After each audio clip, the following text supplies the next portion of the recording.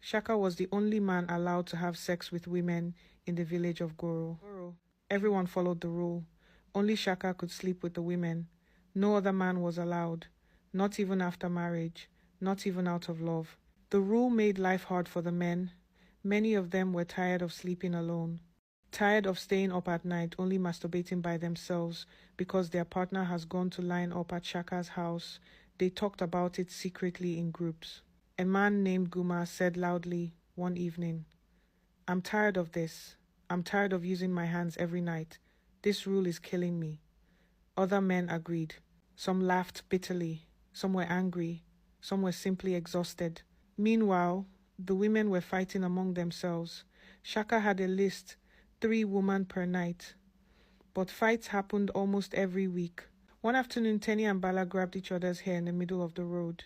Tenny screamed, "Your turn is next week, move." Bala shouted back, "I don't care. I want tonight." Women pulled them apart. Men watched quietly, frustrated and jealous. Even worse, some women were starting to feel attracted to the other men, but they could not be with them. The rule stopped everything. Women looked at men they liked but could not touch. Men watched the women they wanted but could not go near. The pressure in the village kept growing. Then one night, something happened. Shaka's door was knocked down by 3 women at the same time, all fighting for an early turn. Shaka stepped outside, angry and tired. Shaka stepped outside, angry and tired. And behind the trees, the men were watching. Fists clenched, faces tight. This rule is becoming unbearable for them. The men were ready to kill Shaka for sleeping with their wives. Guma, Kore, and Dayo prepared quietly. They sharpened knives. They hid behind Shaka's hut. They waited for Shaka to finish with the women for the night. The men were nervous but determined. Their faces were tight with anger and humiliation. They hid behind Shaka's hut. They waited for Shaka to finish with the women for the night. The men were nervous but determined. Their faces were tight with anger and humiliation. The men were nervous but determined. Their faces were tight with anger and humiliation. Guma whispered, "When he steps outside, we rush him, no talking." Kore swallowed hard. Dayo wiped sweat off his palms. Minutes felt like hours. Finally, Shaka's door opened. He stepped out slowly, breathing deeply, tired from the long day. Guma signaled with his hand.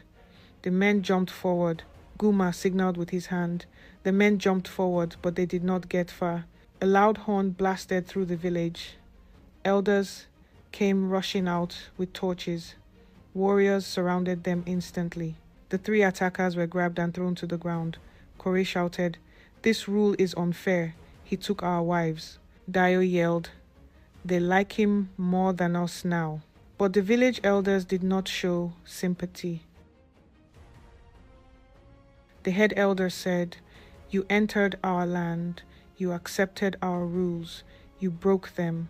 The warriors made them kneel in the middle. Villagers gathered around, disappointed and angry. Mina and Sewa rushed forward, shocked and embarrassed.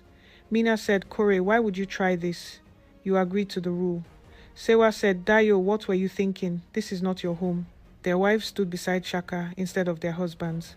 This hurt the men even more. The elders continued, "Our culture has kept peace for generations.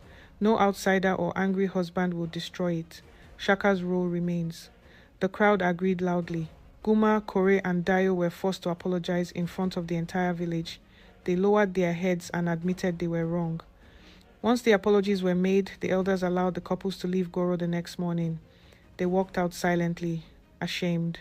Back in Goro, the villagers returned to their normal life.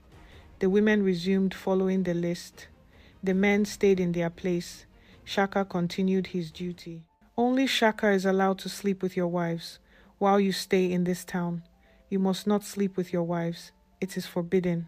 This was what the elders told the new couples, Kore and Mina and Dayo and Sewa. They are explorers exploring that region. The elders welcomed them kindly, but their smiles faded when they heard that statement. The men looked confused. The women looked embarrassed. The elders repeated it slowly until the visitors nodded. Later that night, both couples stayed in guest huts. Kore whispered to Mina, "This is strange. Why must we follow this?" Mina shrugged. "We are guests. Let's respect them." The same happened in Dayo and Sewa's hut. The men were restless. They were used to being with their wives whenever they wanted. Now they had to stop.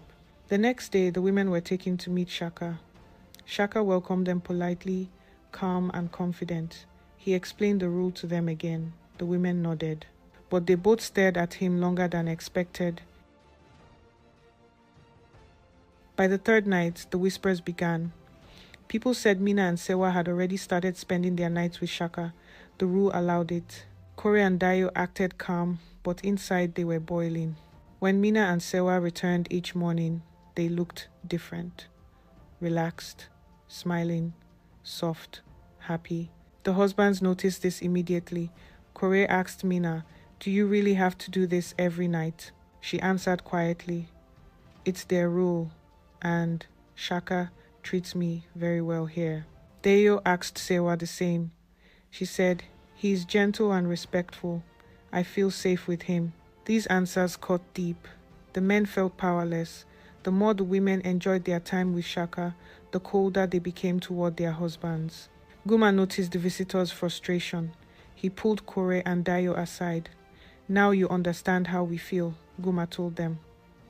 "Now you see the pain of this stupid rule." That night, under the moonlight, the three of them stood together behind the hut. Guma whispered, "Let's kill Shaka tonight." The husbands looked at each other and nodded. Goro was about to explode.